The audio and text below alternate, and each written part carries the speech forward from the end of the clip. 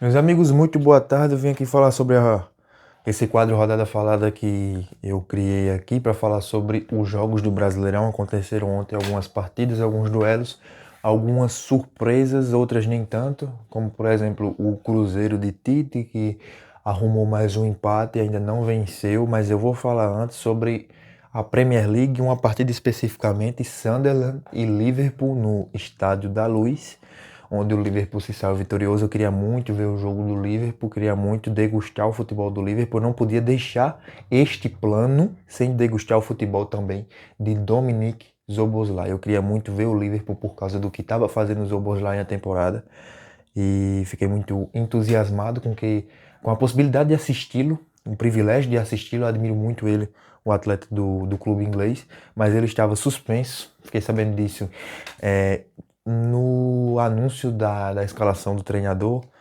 e fiquei entristecido, né? Um pouco desanimado, mas mesmo assim assisti o futebol do Liverpool porque é o que faz o futebol ser bonito, são clubes como o Liverpool. E me perguntei vendo o jogo do Sunderland por que alguns times com um elenco tão pouco reforçado jogam tão mal. Eu vou citar aqui um clube como o Vasco, que perdeu para o Bahia ontem. E o Santos também, o Santos que ainda vem vivendo uma fase delicada, um Santos que ainda não despencou para cima. E me questionei vendo o time do Sunderland, que não tinha um elenco tão bom e perto do Liverpool não era nada. Falando assim estatisticamente, em questão também de grupo, né? A gente tem Virgil van Dijk de um lado e Konaté do outro pelo Liverpool. É uma diferença inigualável, assim, é uma coisa que nunca vai chegar perto é, de se comparar. É o time do Liverpool e do Sunderland. E aí eu me questionei por que que alguns clubes que têm times fracos, entre aspas, teoricamente fracos, conseguem ir mal e outros não.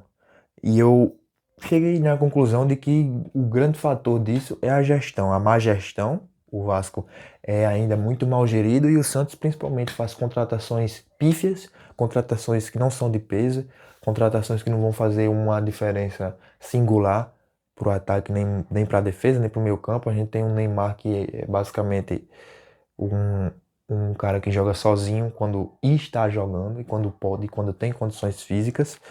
E cheguei nessa conclusão. Eu acho que é isso mesmo. Eu acho que alguns clubes não conseguem gerir o elenco que tem e acabam piorando a situação do clube, como o Vasco tem feito. Chamou Cláudio Spinelli para jogar. Eu acho que não é um bom nome porque o Vasco lucrou com contratações nesse início de temporada. Não vi sentido na contratação do argentino. Achei que, por exemplo, a venda de Ryan tinha uma multa muito maior pelo que foi vendido o atleta, o cara que fazia o diferencial no time do Gigante da Colina, e foi muito mal valorizado, foi muito pouco aproveitado pelo time do Vasco. Mas vamos falar do Sunderland e Liverpool no Estádio da Luz, um Sunderland que não perdia na sua casa quase um ano. Quase um ano que não era derrotado. Foi derrotado por um Liverpool que foi posto para trabalhar por esse elenco do Sunderland. Eu vou chamar de Sandy, não é a cantora, mas eu vou chamar assim para poupar o meu péssimo vocabulário pro inglês. E aí o Sunderland conseguiu dar muita intensidade ao seu ataque, colocou o Liverpool para jogar, para marcar, desceu um pouco a defesa para conseguir aturar esse time que jogava na sua casa. E o Liverpool também conseguiu anular, teve seus prós além dos contras. Eu acho que teve muito mais contras o time do Liverpool do que os prós, mas teve a vantagem de conseguir anular o jogo aéreo do Sandy. Do Sandy, vou chamar de Sandy mesmo. E eu acho que o Liverpool atacou muito lento. Abro um parêntese aqui para Ekitike, eu acho muito bom aquele atleta francês. Acho ele assim versátil para o que é um centroavante nos tempos atuais. Acho que ele é um 9 de origem, mas que vê um espaço e já vai logo pedir a bola lá na frente. Acho que o Robertson, que é o lateral esquerdo do Liverpool, não soube valorizar o jogo do Ekitike, porque em muitos momentos ali eu vi grandes oportunidades de passe do Robertson para o Ekitike, ele acabou não aproveitando. Vi essa brecha para falar um pouco que eu gosto muito do Robertson, tá? Acho ele um lateral versátil, acho ele muito bom, mas ele acabou não fazendo valer a pena a juventude do centroavante, que é o Ekitike. Eu vi o Wirtz sendo o melhor a atacar, vi ele sendo um dos melhores atacantes, ele meteu uma bola na trave ainda no primeiro tempo, acho que foi muito boa a finalização, faltou um pouco de sorte, faltou um pouco de acaso do futebol para abrir o placar logo no primeiro tempo. Eu achei ele o melhor atacante. Eu vi também Gakpo, abro parênteses para esses 3 atacantes do Liverpool: Gakpo, Wirtz e Ekitike. Acho que são muito bons e primordiais. Se você tira qualquer um deles, vai ficar mais lento ainda. Um Liverpool que não conseguia se sobressair ao Sandy em muitos momentos da partida. Eu vi o Sandy correndo e trabalhando bola. E que eu acho que em questão de comparação de time para time não deveria existir, né? Mas o futebol é uma caixinha de surpresas. Vou falar até disso sobre o Mirassol e Cruzeiro daqui a pouco. E o Sandy marca muito bem. Foi o Sandy acaba marcando muito bem o time do Liverpool, acaba resistindo muito a esse time do Liverpool, um time perigoso, mas que não tá vivendo a melhor fase, né? Sofre muitos gols ao decorrer da temporada e, por incrível que pareça, acabou que não foi vazado. E quando ganhava, mesmo quando ganhava, ainda tinha um Sandy assim como um time que também podia ser superior, né? Eu vi um Sandy que surpreendeu bastante. Não surpreendeu porque joga muito bem em casa, mas que não olhou para baixo enquanto perdia e enquanto empatava, né? Antes de o Liverpool abrir o placar, o Sandy já vinha com os dentes cerrados. E abro outro parêntese para falar que Konaté é gigante na zaga. Eu vi várias interceptações do zagueiro do Liverpool. Acho ele muito bom. Acho que ele anulou um pouco os atacantes do Sunderland. Acho que foi essencial para a partida, mais do que o Van Dijk, que foi autor do gol. Em questão de defensor, eu acho o Konaté mais importante do que o holandês. E ainda no primeiro tempo, antes dos 40 minutos, isso até os 40 minutos, o Liverpool tinha 10 chutes a gol e o Sunderland tinha 1. E aí fica complicado, né? Quando você tem um time que trabalha tanto e desenha o jogo tanto quanto desenhou o Liverpool, era impossível de não sair derrotado. O Sunderland falhou um pouco na questão das finalizações, mas também tinha o tal do Konaté, né? Falei muito sobre Konaté agora há pouco. E falando em zagueiro, Van Dijk de cabeça marca no segundo tempo, um gol aos 60 minutos. O escanteio que tanto cobrou o Liverpool, a jogada que salvou o Liverpool na noite de hoje para brigar ainda por uma vaga de Champions, mas ainda progrediu na má conclusão de jogadas. Eu vi muitos erros coletivos assim do Liverpool, acho que se salvou um pouco por essa jogada de escanteio, mas eu não dou mérito para o jogo do Liverpool com bola no pé. Acho muito estranho o jeito que o Liverpool se comportou em campo. Dava a bola no Gakpo, o Gakpo, que era um atacante que era muito imprevisível para a defesa do Sandy, né? Ele sempre estava cortando e tentando cruzar e chutando. Ele foi um dos atacantes que mais chutou. A obrigação de um ponta, né? Acelerou muito o jogo e finalizou bastante. Mas ele não concluiu, não conseguiu, foi travado muitas vezes. A defesa do Sandy que também foi boa, mas recebeu um pouco de trabalho do Gakpo, do Wirtz e do Ekitike. E apesar disso, o jogo foi com um placar bem magro de 1-0. E o Sunderland impressionou tanto pela qualidade que tinha, quanto pela insistência que tinha. Ele não deixava de brigar pela vitória, pelo empate. Eu vi uma questão, né, o acaso do futebol deixou um pouco de sorte pro lado do Liverpool, porque veja bem, como eu falei, o Sunderland não tinha perdido em casa ainda um pouco mais de quase um ano. E aí você vê um Liverpool que conseguiu ganhar, tirar esse jejum do time inglês. E não perdia na sua casa, é incrível. Mas falando agora da rodada falada, o quadro que eu tanto aprecio aqui, que é um pouco do futebol brasileiro, Mirassol e Cruzeiro, um 2-2, muito dolorido para o Cruzeiro. O inferno de Tite, permita-me falar essa palavra delicada, ainda insiste em existir. O Tite ainda não conseguiu encaixar-se no grupo do Cruzeiro. Um Cruzeiro que tem muito talento, um Cruzeiro que tem cartas na manga e qualidade. E pôs isso em jogo até onde pôde, Gerson saiu no segundo tempo, no iniciozinho, não entrou na segunda etapa, mas eu vi muita qualidade nesse time do Cruzeiro. Só que o Mirassol teve mais a posse, o Mirassol progrediu mais com as jogadas. Em certo momento ali no segundo terço, no primeiro terço do segundo tempo, estava encarnando o Barcelona de Pepe Guardiola. Tava humilhando o Cruzeiro até pouco tempo, mas aí foi um pênalti infeliz pra cima do Cruzeiro, né? A favor do Cruzeiro, e Caio Jorge marcou ali nos 70 minutos, se eu não me engano. Deixa eu ver aqui. Caio Jorge. Um gol de pênalti no finalzinho do jogo, não me lembro o momento exatamente. Mas aí foi o que salvou o Cruzeiro de mais uma derrota, né? Tinha perdido pro Botafogo de goleada, perdeu pro Curitiba de virada.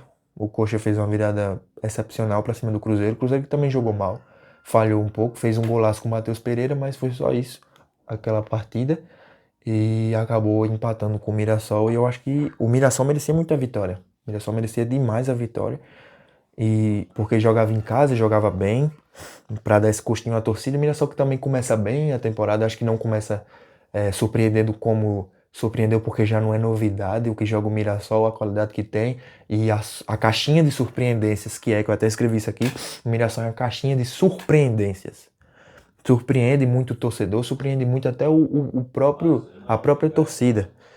E aí, em certo momento, tinha ali 5 chutes do Mirassol, 3 do Cruzeiro. E o único chute a gol assim, do Cruzeiro ainda no primeiro tempo, eu acho que foi só no primeiro tempo, não sei se escapa o meu conhecimento aqui do que eu tive da partida, foi um chute a gol que foi a bola do primeiro gol. A bola que abriu o placar. O Cruzeiro abriu o placar, mas não foi superior ao Mirassol. Uma questão de uma boa jogada, foi uma boa jogada do Cruzeiro. Wanderson fez o gol, mas eu não acho que foi a partida em si não foi um mérito do Cruzeiro, não saiu superior, não foi melhor que o Mirassol. O Mirassol ainda foi melhor. Falando também de um jogo maravilhoso que eu vi, foi Grêmio e São Paulo. O Grêmio venceu por 2-0. Carlos Vinícius estava titular pelo Grêmio e eu estava muito... Por isso que eu escolhi o jogo do Grêmio, né, e do São Paulo, porque eu estava de olho num possível camisa 9 a ser convocado para a seleção brasileira. É um artilheiro do ano, até agora tem 9 gols em 10 jogos, né? Esse foi o 10º jogo do Carlos Vinícius no ano. Um São Paulo que corre, acelera, quer cansar para sossegar, né? Fluindo muito em campo. O Grêmio estava em bloco alto no início da partida, estava marcando pra caramba o São Paulo, mas o São Paulo, eu vi muitas soluções entre Lucas ali. Lucas jogou muito bem, falhou um pouco ali nos primeiros 2 toques que ele teve com a bola, não vi consistência nele até o iniciozinho do jogo, mas depois se soltou e conseguiu agregar muito pro time do São Paulo. Umas soluções táticas ali no meio campo, que era questão de tabela, tocar e se aproximar, vi muita coisa inovadora nesse time do São Paulo. Eu não achava que isso ia acontecer, tá? Não achava que o São Paulo ia se sobressair, ia dar essa reviravolta na má fase que teve, expulsa a má fase, manda ela embora e dorme na liderança. O São Paulo estava desenhando muito bem o seu jogo, estava deixando claro ali o que queria fazer, era nítido que o São Paulo estava sendo superior o jogo todo.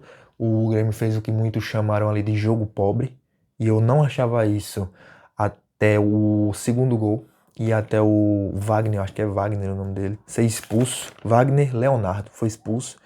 É o defensor gremista, que é muito importante, segundo o Luiz Castro. Saiu ali, deixou o Grêmio com a menos. E aí eu vi também uma coisa que eu preciso pontuar. O Caleri ontem estava com sede de gol. Sede de gol. Ele finalizou umas 3 vezes antes de marcar o seu gol. E eu vi ali, ele erra muito, mas o tanto que ele erra é a chance que ele tem de fazer, né? Um 9 nato.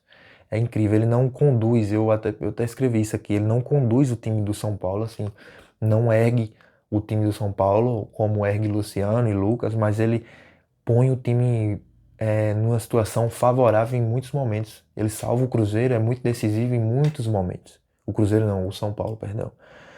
Ele marca aos 3 minutos do segundo tempo, depois de muita luta, ele é muito merecedor da jogada que ele faz. São Paulo faz grande jogada com o trio, Lucas, Luciano e Caleri, que eu falei no vídeo anterior. Perdão, eu falei no vídeo anterior anunciando essa rodada, essa rodada que ia jogar o São Paulo, que até agora, na volta de Crespo ao time paulista, ele não tinha escalado Lucas, Caleri e Luciano titulares juntos assim na mesma partida, porque o Lucas estava voltando de lesão e o Caleri também. Ficou só Luciano para brigar pela persistência do São Paulo na Série A e acabou que complicou, deixou desfalcado o time do São Paulo. E finalmente isso aconteceu. Finalmente ele botou o trio para jogar. Fiquei admirado com a jogada que fez, né? Os três. E quase, cara, eu me emocionei muito com o jogo do São Paulo, porque seria muito bonito ter um trio que marcava 3 gols em sequência, né? Primeiro Lucas de pênalti, depois Caleri, numa jogada maravilhosa, e depois Luciano, que acabou perdendo um pênalti e o Everton se redimiu, né? Falando sobre um pouco da jogada do Everton, que gerou o pênalti para Lucas e abriu o placar para o São Paulo, eu acho que foi uma falha clara do Everton. Acho que ele saiu mal, entendeu mal o que ia fazer o São Paulo ali. Meteu um bolão, eu não lembro quem foi, Marcos Antônio, eu não me lembro quem foi que acertou a bola na cabeça do atacante, que acabou desenvolvendo a jogada que encadeou o pênalti para o São Paulo. Mas uma jogada visionária muito boa do São Paulo e o Everton acabou não entendendo, acabou se surpreendendo com a precisão do passe que acertou a cabeça do atacante do São Paulo. Então foi uma coisa que surpreendeu tanto o goleiro quanto quem estava assistindo. Eu não boto culpa no goleiro, eu não boto culpa nele, eu não boto. Assim, foi um lance surpresa, né? Pegou todo mundo de surpresa, ninguém sabia o que ia acontecer. Foi realmente um pênalti, foi um pênalti claro.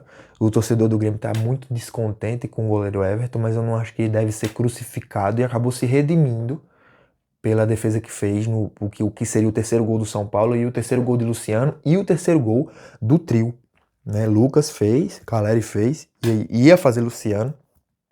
Eu tava me contendo emocionalmente porque eu achei muito bonito, não sou São Paulino, mas eu achei muito bonito a forma como se manteve ali o trio, jogou o trio, achei muito interessante, é emocionante você ver essa volta e ver que o São Paulo engrena de vez e que volta a jogar como jogava até pouco tempo. É um time que concorre ao título, dorme na liderança, sossega um pouco da má fase.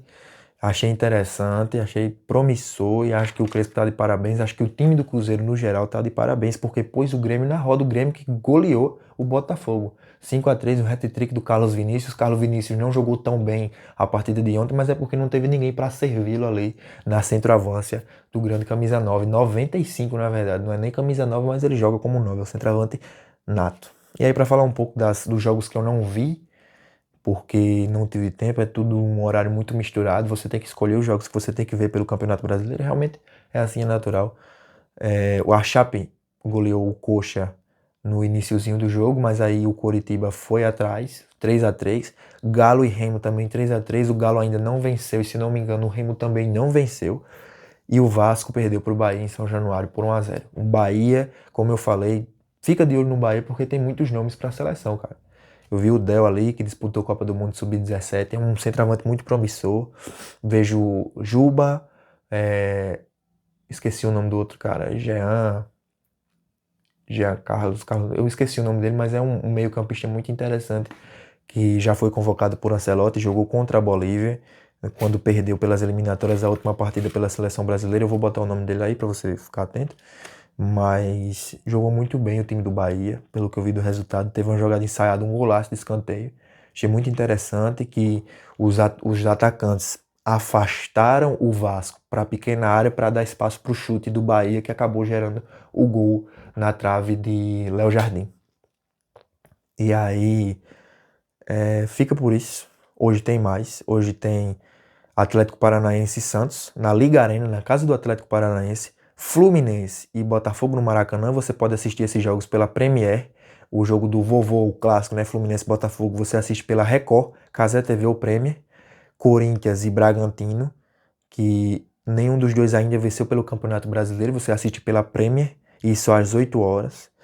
Internacional e Palmeiras 9h30 para fechar a rodada. O Internacional que ainda não venceu e um Palmeiras que ainda não perdeu, né? O Palmeiras vive boa fase. Você assiste pela Prime Video essa partida, é muito interessante de se ver. Eu vou ver Palmeiras e vou ver o jogo do Fluminense Botafogo, que eu acabei anunciando pelo Instagram da Guarabira FM. Vou ficar ligado aí para anunciar todo mundo aí do resultado da partida. Acho que vence o Fluminense pela fase. O Botafogo não vem bem, mas uma pessoa muito especial me contou uma vez que o futebol era uma caixinha de surpresas. O futebol era imprevisível. Então fica com essa imprevisibilidade para você sentir um pouco de emoção aí na tela da sua TV, na tela do seu celular. Eu vou estar de olho em tudo para você ficar ligado. Tamo junto. Aproveita aí o futebol e segue o Amarelo e Penta.